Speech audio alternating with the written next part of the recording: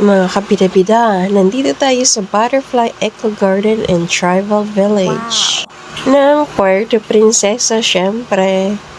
Nag-ikot-ikot muna kami habang nag-aantay ng flight. Nagbayad ng mga tingat kuya ng 60 pesos entrance fee. Kada isa yan na. Eto naman daw yung Palawan Peacock at hindi itik. Kala kasi namin itik kaya natawa si ate. Pasensya na, itik lang kasi kilala namin. Ayun, paikutin ng camera, ikot, ikot, ikot. Hanggang mabusog ang mga mata. Kala nyo naman hanggang mahilo, ha? Ayan si Ating Maricel Princess Rana, nagpa-vlog. Dito sa Butterfly Park. Ayan, napaka...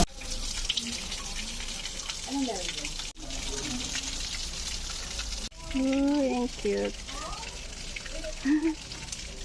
Kumain na napit. Kasi may picture ako overhead like that.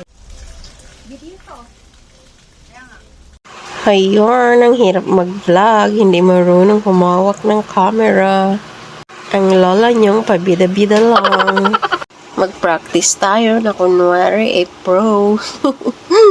Meron yung saging at rambutan, mga kabida-bida, para dapuan nila.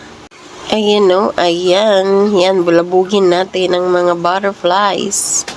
Sabi ni Sir Eric, he catches butterflies daw kasi he cannot catch worms since hindi siya morning person.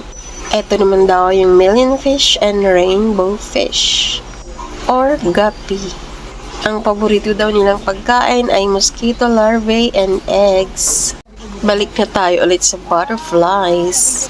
Ayan si Ating Annabelle. Gusto niyang dumapoy yung mga paru-paro sa kanya mga kamay. At syempre ako, ayan. Oo, ang dami. Okay na. Papunta na sana kami sa Tribal Village kaso hindi na kaya ng oras kaya pack up na. Ayan o, may souvenir items kung gusto niyong mamili. Ano ba tawag niyo dito sa bulaklak na to mga kabida-bida? Drop your comments below. May maliit na pagong dyan mga kabida-bida.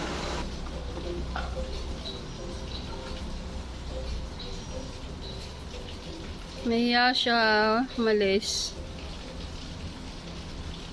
May nadaan ng souvenir items ulit kaya ayan, napabili na naman ang mga ating at kuya. Follow, like, and share. Ciao!